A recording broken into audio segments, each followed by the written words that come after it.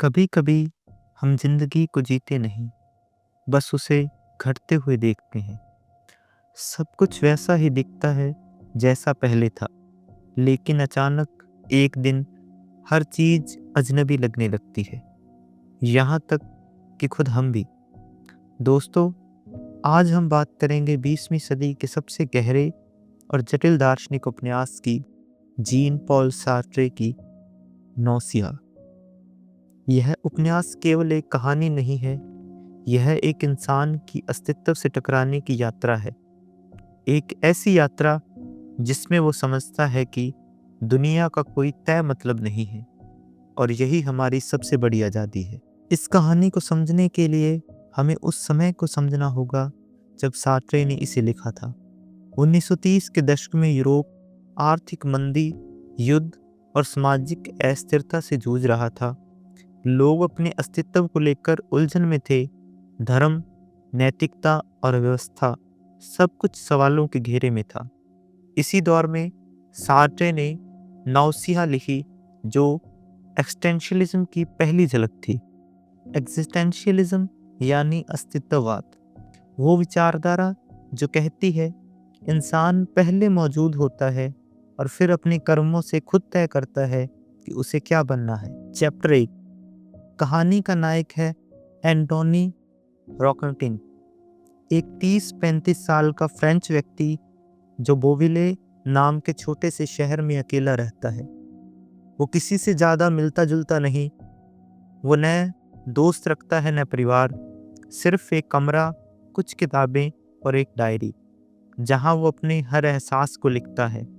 वो एक लेखक है जो एक पुराने व्यक्ति मार्कस डे रोलेबोन की जीवनी पर शोध कर रहा है, लेकिन अब वो किताब उसे मरी हुई चीज लगने लगी है। वो डायरी में लिखता है, मैं जो लिखता हूँ वो सच नहीं है, बस यादों का धूल भरा बोझ है। धीरे धीरे उसके भीतर एक अजीब सी बेचैनी पनपने लगती है, जैसे हर वस्तु का अर्थ टूट रहा है। कभी वह अपने हाथों को देखता है तो उन्हें अजनबी महसूस करता है, कभी दीवारों को तो लगता है कि वे बस हैं, उनका कोई उद्देश्य नहीं। क्या कभी ऐसा हुआ है कि तुम खुद को अपने शरीर से भी पराया महसूस करो? चैप्टर 2। एक दिन रोकेंटिनो पार्क में घूमने निकलता है। वह थका हुआ, ऊबा हुआ महसूस करता है। वह एक पेड़ के पास रुकता है और उसकी जड़ को घूरने लगता है। पहले तो सब सामान्य लगता है, लेकिन धीरे धीरे उसे एक अजीब एहसास होता है। वो लिखता है, मैं उस जड़ को देखता रहा और अचानक वह मुझसे अजीब सी, गीली सी, भारी और जिंदा सी लगी। वह बस थी और मुझे एहसास हुआ कि वो मेरे किसी भी शब्द से परे है। वो समझता है कि हर वस्तु बस मौजूद है, बिना किसी कारण के। पेड़ की जड़ का कोई उद्देश्य नहीं, फिर भी वो वहाँ है, और यही समझ उसे अंदर तक हिला देती है, क्योंकि अगर जड़ का कोई कारण नहीं तो इंसान का भी नहीं। वो सोचता है, हर चीज का होना बेवजह है, और यही बेवजहपन मुझे बीमार कर रहा है। यही है नौसी। यहाँ सार्त्रे पहली बार हमें उस मानसिक स्थिति से मिलवाते हैं जिसे वो एक्सेंशियल सिकनेस कहते हैं। अगर किसी चीज का कोई उद्देश्य नहीं तो क्या उसका अस्तित्व बेकार है या किसी गहराई सच्चाई का हिस्सा? चैप्टर 3। रॉकविंटिन अपने शहर को देखने लगता है। वो हर व्यक्ति को ऑब्जर्व करता है, कैफे में बैठे बुजुर्ग, बिजनेस वाले लोग, चर्च जाने वाले लोग। सबको देखकर उसे लगता है कि हर कोई किसी झूठी कहानी में जी रहा है। वो सोचता है, लोग अपने जीवन का कोई ना कोई कारण गढ़ लेते हैं ताकि उन्हें लगे कि वे जिंदा हैं। वह एक वेटर को देखता है जो हर दिन एकदम मैकेनिकल स्माइल के साथ कॉफी परोसता है। वो सोचता है, यह आदमी वेटर की तरह एक्ट कर रहा है, जैसे उन्हें खुद पर यकीन नहीं कि वो वाकई इंसान है। यहीं सार्त्रे का दूसरा बड़ा विचार आता है, बैड फेथ, खराब ईमानदारी। यानी जब इंसान खुद को झूठ बोलने, अपनी सच्चाई से भागता है। रॉन्गटिन इन सबको देखकर सोचता है, मैं झूठ नहीं जी सकता, लेकिन सच्चाई भी बहुत डरावनी है। क्या हम भी अपने रोजमर्रा के रूल्स में किसी नाटक के किरदार बन चुके हैं। एंटोनी रॉन्गटिन अब समझ चुका है कि चीज़ें बस मौजूद हैं, कोई उद्देश्य नहीं, कोई ईश्वर नहीं, सिर्फ अस्तित्व। और वही उसे बीमार कर रहा है, जिसे वो कहता है नौसी। चैप्टर 4।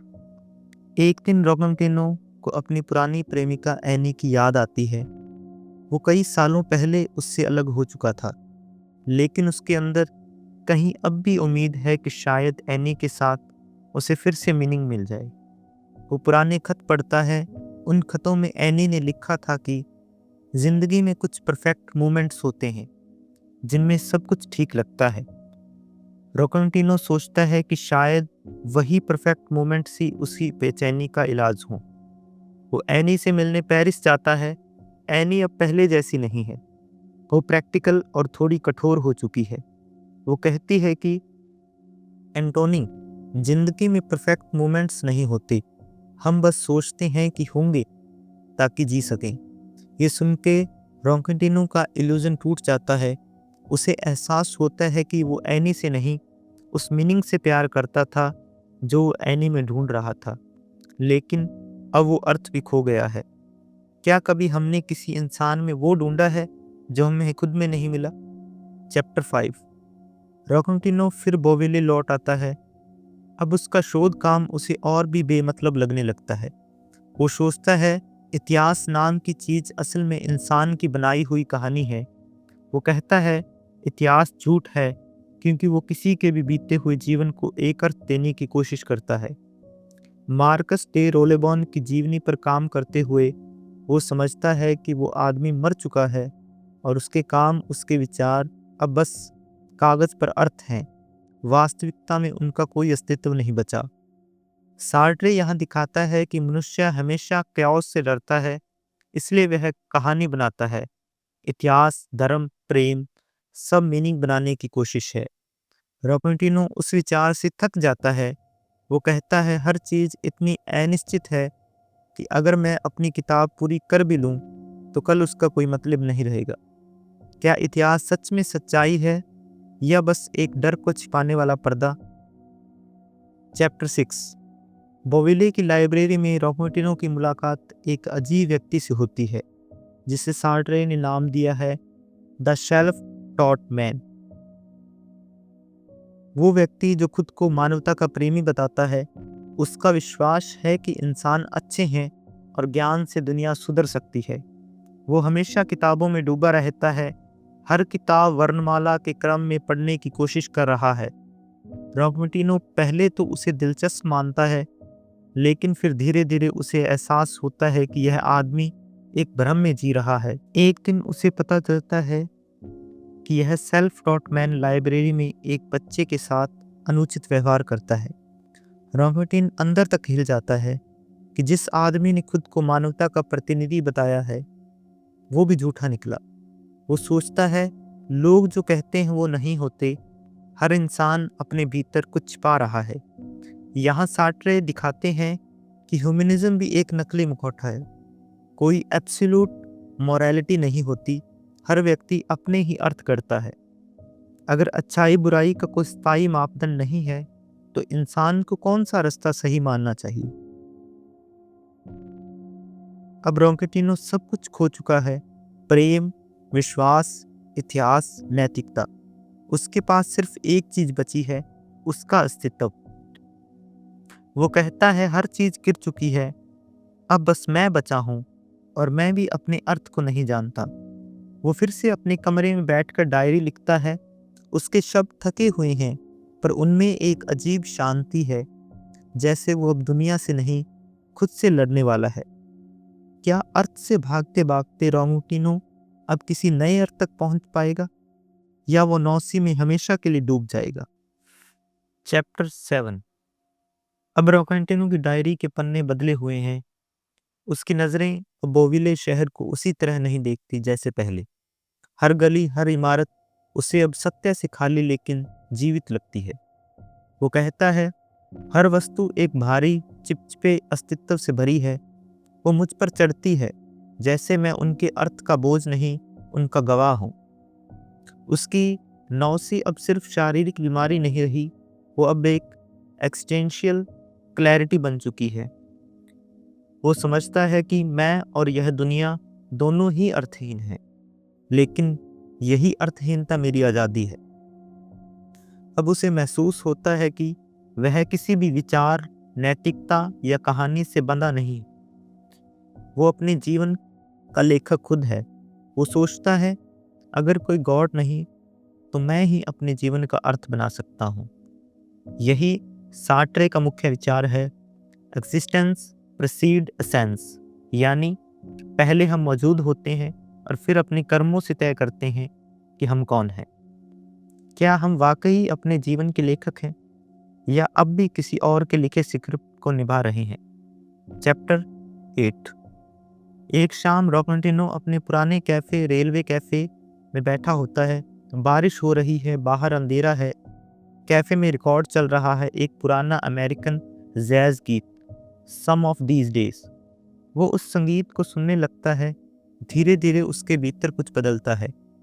वो सोचता है, यह गाना भी एक अस्तित्व है, लेकिन यह खुद को पूरी सच्चाई से व्यक्त करता है। संगीत किसी चीज का अर्थ नहीं बताता, वो बस है, पूरी ईमानदारी से। और यही बात उसे गहराई से छूती है। वो कहता है, मैं भी इस गाने की तरह बनना चाहता हूँ, जो खुद में ही पूरा हो, जिसे किसी जस्टिफिकेशन की जरूरत नहीं। यहाँ सार्ट्रे बताता है कि कला का सर्जन इंसान को नौसी सिराहत दे सकता है, क्योंकि उसमें इंसान अपना अर्थ खुद गढ़ता है। क्या सर्जन ही वो रास्ता है जिससे हम अर्थहीनता से बाहर निकल सकते हैं? चैप्टर 9। अगली सुबह रोंगेटिनो अपने कमरे में बैठा होता है। अब वो उस जीवनी की किताब नहीं लिखेगा। वो एक नॉवल लिखने का सोचता है, जो सच्चाई से बिना झूठे अर्थों के भरी होगी। वो कहता है, मैं एक किताब लिखूंगा जिसमें किसी के जीवन को अर्थ नहीं दिया जाएगा, बल्कि यह दिखाया जाएगा कि जीवन अपने आप में अर्थहीन होते हुए भी सुंदर हो सकता है। यह है रोकंटिनो की ट्रांसफॉर्मेशन। वो अब बेअर्थता से डरता नहीं, वो उसे स्वीकार करता है। अब नौसी उसके भीतर नहीं बल्कि बाहर है। वो उसे देख सकता है, पहचान सकता है और उसके साथ ही जी सकता है। वो सोचता है, जीवन वही है जो मैं उससे बनाता हूँ। यही सार्ट्रे का अंतिम संदेश है, फ्रीडम इज रिस्पॉन्सिबिलिटी। आज़ादी का मतलब है कि अब कोई और तुम्हारे जीवन का अर्थ नहीं तय करेगा, यह जिम्मेदारी तुम्हारी है। अगर अर्थ हम खुद बनाते हैं तो क्या निरर्थकता ही हमारी सबसे बड़ी सच्चाई है? कंक्लूजन। जीन पॉल सार्ट्रे की नौसी हमें यह सिखाती है कि दुनिया का कोई तय मतलब नहीं, हम बस जी रहे हैं बिना किसी गाइड बुक के। लेकिन इस मीनिंगलेसनेस को डर की जगह स्वतंत्रता की तरह देखो। रोंगेटिनो की तरह हम चीज़ों से अर्थ की मांग छोड़ देते हैं, तभी हम उन्हें सच में देख पाते हैं। दोस्तों, यह थी जीन पॉल सार्ट्रे की नौसी, एक ऐसी किताब जो हमें अपने अस्तित्व के सबसे गहरे सवालों से मिलवाती है। अगर आपको यह वीडियो सोचने पर मजबूर करे तो लाइक ज़रूर करें और नीचे बताएं कि आपको भी कभी नौसी जैसा महसूस हुआ है।